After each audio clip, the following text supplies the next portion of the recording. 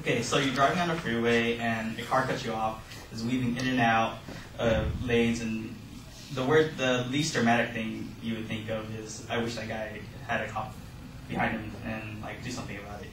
What my topic is the amount of points, because right now California currently has a point system in place where people get points for tickets, and the more points you accrue, the more chances you have for getting a suspended license or your license revoked.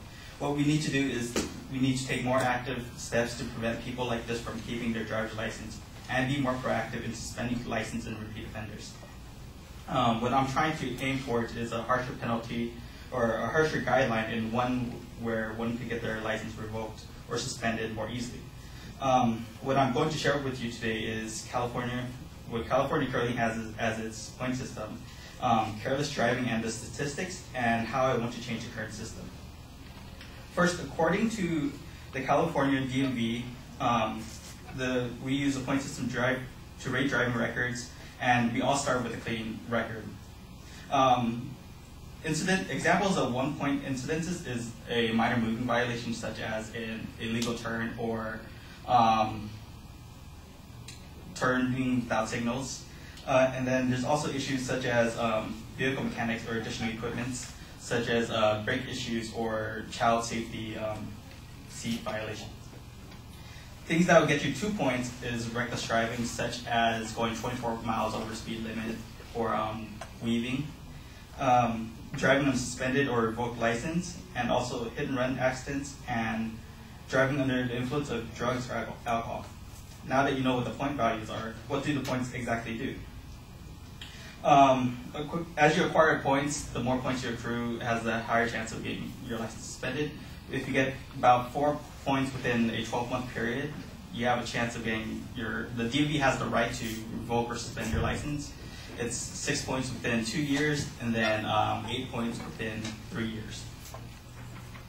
Secondly, we were always told that driving was a privilege, but we don't treat it as such. We treat driving as a necessity, and we do careless things to endanger others. For example, on Distraction.gov, which is linked from the National Highway Traffic Safety Administration, in 2010, 3,092 people were killed in crashes involving distracted drivers, and an estimated additional 416,000 were injured in motor vehicle crashes involving a distracted driver. 11% of all drivers under the age of 20 involved in fatal crashes were reported as distracted at the time of the crash. And another statistic is that sending or receiving a text takes the driver's eyes away from the road for an average of 4.6 seconds, the equivalent of driving 55 miles per hour, length of an entire football field blind. There are things that people need to pay more attention to on the road, and they aren't because they're either paying attention to their phone or even eating. We've seen all these videos of car crashes into houses or getting into accidents, and we wonder how or why they do it. And it was just that. It was an accident, but it was a preventable one. For example, when I went to theaters one time up in La Habra, while we're waiting for the actual movie, we saw a Benz talking on the phone, and then a lady was crossing the crosswalk. He didn't see her. He actually hit her, and then she flipped over his car and landed behind, and he went maybe about 30 more feet and then stopped. That's an actual preventable accident. Finally, we need to adopt more stringent rules so people can keep their driver's license. For example, those with less than 5 years of driving experience who score points that are actually in the 2-point category, they should automatically get their license suspended pending a review. What I'm trying to do here is incur another cost factor, because you're going to get cost factors from lawyer fees, DMV fees, and things like that, so that they are more aware of the consequences of when they get a 2-point or ticket under 2 points. And story to go with this is, actually had a friend about 7 months back, went to Dave & Buster's, and then we got kind of wasted. He drove back drunk, and then about a block away from our house, he actually got pulled over, and he got obviously a DUI. He took his license because that was probably like 6 points within 2 years, and then he spent the night in jail. But coming out, he had to spend about $12,000 in lawyers' fees, DMV fees, and just fees and fines in general.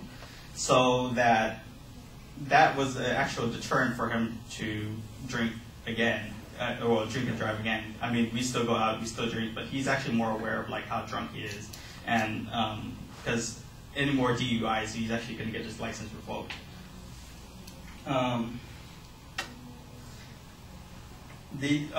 What people need to understand is that what they do affects the people around them and the lives around them, and a vehicle is a tool that we carelessly use. We have zero tolerance in school for cheating, and that's what I see about two-point offenses. For example, the very first day of school this semester, I parked in the parking lot.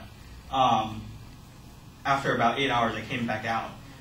Someone actually hit my car, scraped the whole side, and then ran off. So, like, what I see that is if you actually do something like that and you're deliberately lying and not trying to accept the consequences because you think that you would actually not get caught.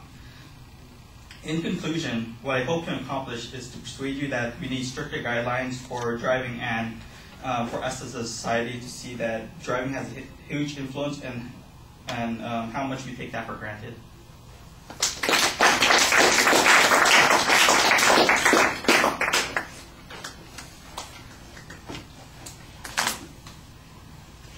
What's the time? 6:36.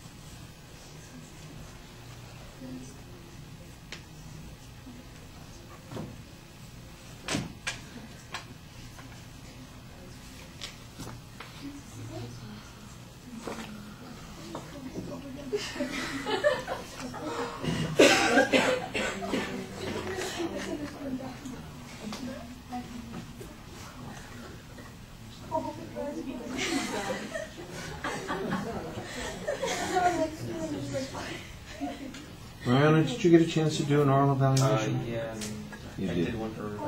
Okay. I know that you were listed to do that. I just didn't have you checked off. That's what I was checking on. Okay. The oral or written? The oral. Okay.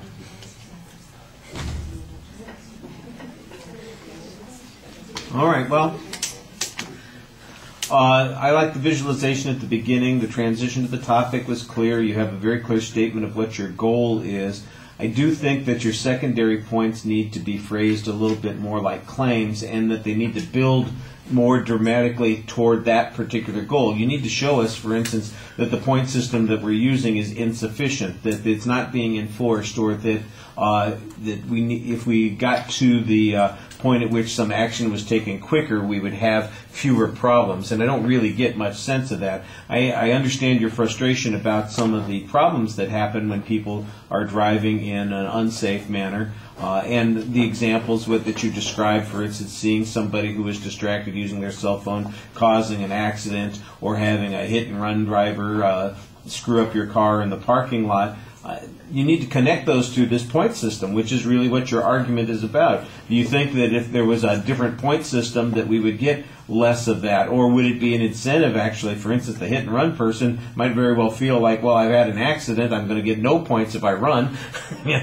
I think that's a little bit of a problem. Your friend, for instance, see, the one who got the DUI, they're discouraged from drinking. Well, that's because they had those costs in the present system and the way things are now. What makes you think that something more would be necessary to get that impact?